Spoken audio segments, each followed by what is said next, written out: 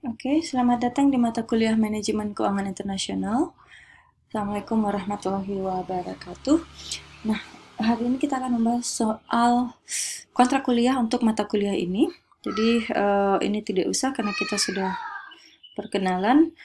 Yang perlu dicatat adalah nomor HP, itu adalah WhatsApp yang bisa kalian gunakan untuk mengirimkan surat izin atau surat sakit. Website untuk semua materi-materi dan email untuk mengirimkan tugas. Untuk mata kuliah keuangan manajemen keuangan internasional ada beberapa materi yang akan kita bahas. Mulai dari konsepnya, mulai dari multinational company atau multinational enterprises, konsep hedging, forward, future, opsi, and swap. Lalu kita maju ke konsep paritas internasional, like PPP, Fisher Effect, IFE, inflasi dan pasar keuangan, put and call, and currency forecasting. Di pertemuan-pertemuan akhir akan membahas tentang exposure ekonomi dan akuntansi, SFAS, exposure transaksi, hingga penganggaran modal untuk multinational company. Ini adalah reference booknya, ada 4 reference book, dan satu yang kalau bisa kalian lihat itu adalah International Financial Reporting Standard yang dikeluarkan oleh World Bank. Ini akan dipakai di satu pertemuan saja. Keuangan Internasional Morris and Resnick ini adalah pelengkap karena buku utama kita adalah buku dari Jeff Maduro, International Financial Management. Bila kalian punya referensi buku referensinya silahkan dibawa setiap minggu. Tapi ingat, tidak boleh fotokopi. Oke, ini ada marking, ada beberapa syarat untuk lulus mata kuliah ini. Group work adalah tugas yang dilakukan setiap hari di kelas. Lalu group homework adalah tugas lanjutan yang dibawa pulang ke rumah. Project 30% akan saya jelaskan setelah ini. And then mid dan subjective marking. Ini adalah penilaian sebelum mid, karena penilaian setelah mid akan saya berikan lagi. Nah, untuk group work ini kalau bisa kita lihat 25%. Jadi untuk orang-orang yang tidak datang atau tidak hadir berarti tidak bisa ikut group work. Untuk mahasiswa yang tidak hadir tanpa keterangan juga tidak bisa mengikuti group homework. Jadi kalau tidak hadir tapi ada keterangan, group work tidak ikut tapi group homework masih bisa ikut. Ini adalah group project, kalau bisa kalian lihat.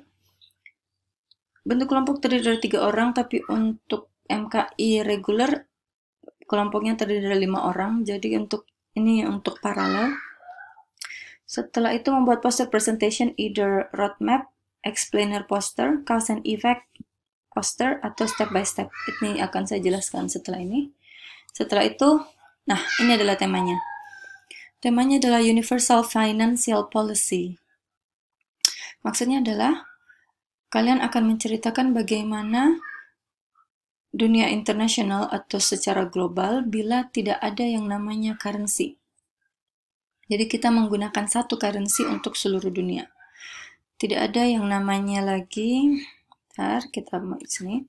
Jadi tidak ada lagi yang namanya currency forecasting karena kita menggunakan satu currency untuk seluruh dunia. Bagaimana dengan efeknya pada pasar keuangan, pada risiko falas dan lain-lain. Dilihat dari sini. Poster tersebut lalu akan dipresentasikan dan nanti akan ada cross-class discussion juga. Nah, ini contoh-contohnya. Ini contoh poster presentation pertama, roadmap.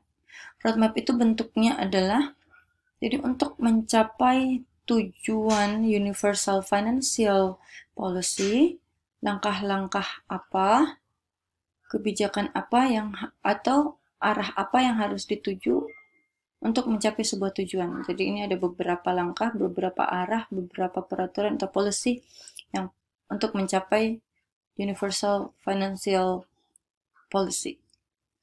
Yang kedua, explainer. Explainer adalah poster penjelasan. Itu adalah gabungan dari data-data yang dibuat dalam bentuk gambar, jadi lebih menarik, presentasi,